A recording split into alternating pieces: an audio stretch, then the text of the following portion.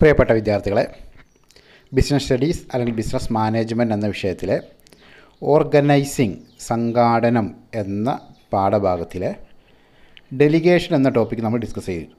ആ ഡെലിഗേഷൻ എന്ന ടോപ്പിക്കാലെ പദവുമായി ബന്ധപ്പെട്ട മറ്റൊരു പദമാണ് ഡിസെൻട്രലൈസേഷൻ എന്നുള്ളത്, അധികാര വികേന്ദ്രീകരണം. ആ ഡിസെൻട്രലൈസേഷനുമായി ബന്ധപ്പെട്ട മറ്റൊരു പദമാണ് സെൻട്രലൈസേഷൻ എന്നുള്ളത്.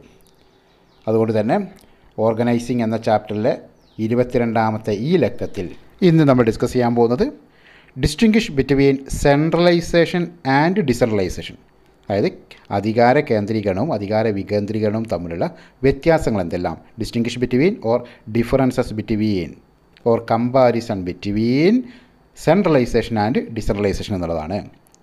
എല്ലാ വിദ്യാർത്ഥികൾക്കും A to Z Jalakam YouTube ചാനലിൻ്റെ ഓർഗനൈസിംഗ് എന്ന പാഠഭാഗത്തിലെ 22ാമത് വീഡിയോയിലേക്ക് ലക്കത്തിലേക്ക് സ്വാഗതം. Okay, distinguish or difference between centralisation and decentralisation. സെൻട്രലൈസേഷനും ഡിസെൻട്രലൈസേഷനും തമ്മിലുള്ള വ്യത്യാസങ്ങൾ.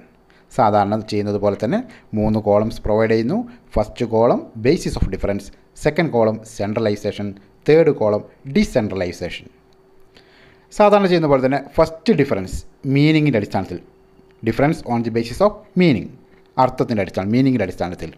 Centralisation refers to the retention of decision making authority at the top level management.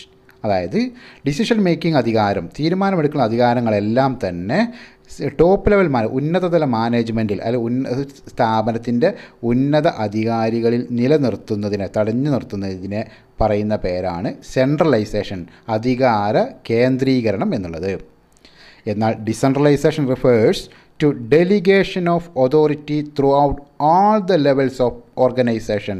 അതായത് ഡിസിഷൻ മേക്കിംഗ് അതോറിറ്റി, അതായത് തീരുമാനമെടുക്കാനുള്ള അധികാരങ്ങളെല്ലാം തന്നെ ടോപ്പ് ലെവലിൽ നിന്നും സ്ഥാപനത്തിൻ്റെ മറ്റ് താഴെയുള്ള എല്ലാ കീഴ്ത്തല മാനേജ്മെൻറ്റുകളിലേക്കും വിതരണം ചെയ്യപ്പെടുന്നതിന്, അധികാരങ്ങൾ കൈമാറ്റം ചെയ്യുന്നതിനെ, ഏൽപ്പിച്ചു കൊടുക്കുന്നതിനെ പറയുന്ന പേരാണ് ഡിസെൻട്രലൈസേഷൻ. അതായത് ടോപ്പ് ലെവലിൽ നിന്നും എല്ലാ അധികാരങ്ങളും എന്ത് ചെയ്യുക, ടോപ്പ് ലെവലിന് താഴെയുള്ള എല്ലാ കീഴ്ത്തല മാനേജ്മെൻറ്റുകളിലേക്കും ലോവർ ലെവലിലേക്കും മിഡിൽ ലെവലിലേക്കും എല്ലാം അധികാരങ്ങൾ ഏൽപ്പിച്ചു കൊടുക്കുന്നതിന് പറയുന്ന പേരാണ് ഡിസെൻട്രലൈസേഷൻ അഥവാ അധികാര വികേന്ദ്രീകരണം.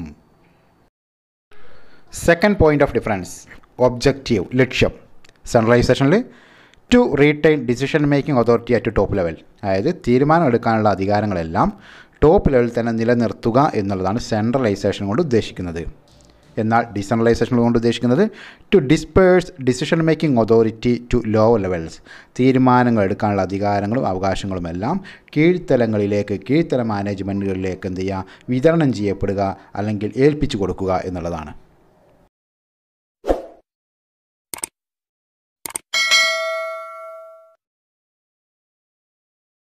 Okay, then third point of difference, freedom, സ്വാതന്ത്ര്യം.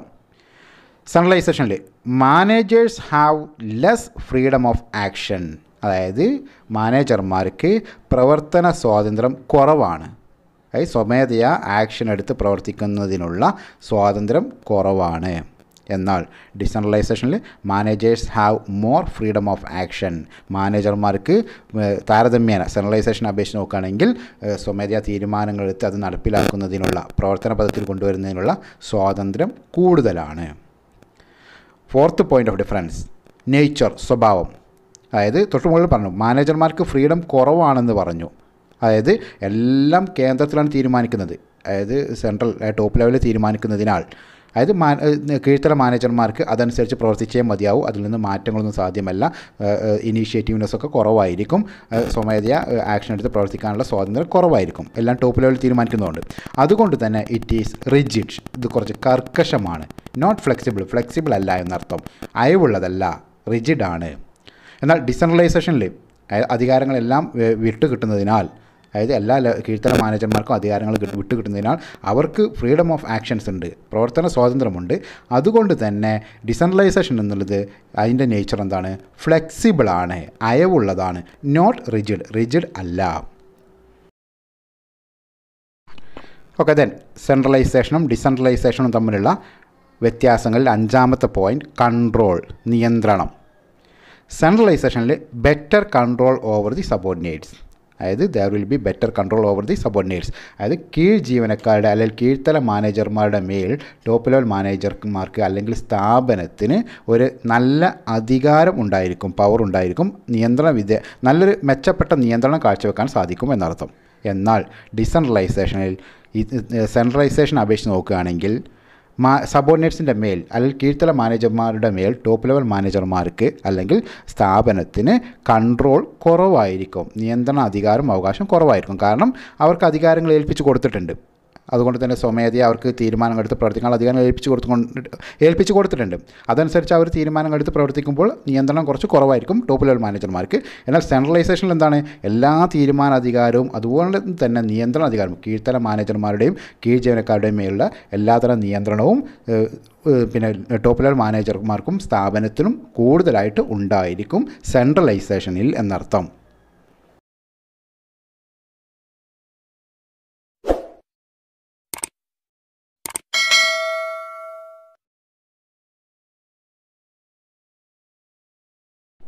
Okay, then next, sixth point of difference, suitability, അനുയോജ്യത. ഏതെല്ലാം എത്തരം സന്ദർഭങ്ങളിലാണ് ഇത് ഏറ്റവും അനുയോജ്യമായിട്ടുള്ളത് എന്നുള്ളത്. Centralisation is suitable for small scale and small size organisations. അതായത് ചെറുകിട സ്ഥാപനങ്ങൾക്ക് പ്രവർത്തന മേഖലകളും പ്രവർത്തന മണ്ഡലങ്ങളും പ്രവർത്തന ഏരിയകളും എല്ലാം കുറവുള്ള സ്മോൾ സ്കെയിൽ അല്ലെങ്കിൽ സ്മോൾ സൈസ് ഓർഗനൈസേഷൻസിനാണ് സെൻട്രലൈസേഷൻ എന്നുള്ളത് സ്യൂട്ടബിൾ ആവുന്നത്. കാരണം ടോപ്പ് ലെവൽ മാനേജ്മെൻറ്റിൻ്റെ കയ്യിൽ തന്നെ എല്ലാ നിയന്ത്രണങ്ങളും നിലനിർത്തിയാൽ തന്നെ മൊത്തത്തിൽ നിയന്ത്രിക്കാൻ, മൊത്ത സ്ഥാപനത്തെ അവരുടെ നിയന്ത്രണ പരിധിയിൽ കൊണ്ടുവരാൻ സാധിക്കും സ്മോൾ സ്കെയിലാണെങ്കിൽ. എന്നാൽ decentralisation is suitable for large scale organisations. Large scale organisation ആണെങ്കിൽ ഇത് സാധ്യമല്ല.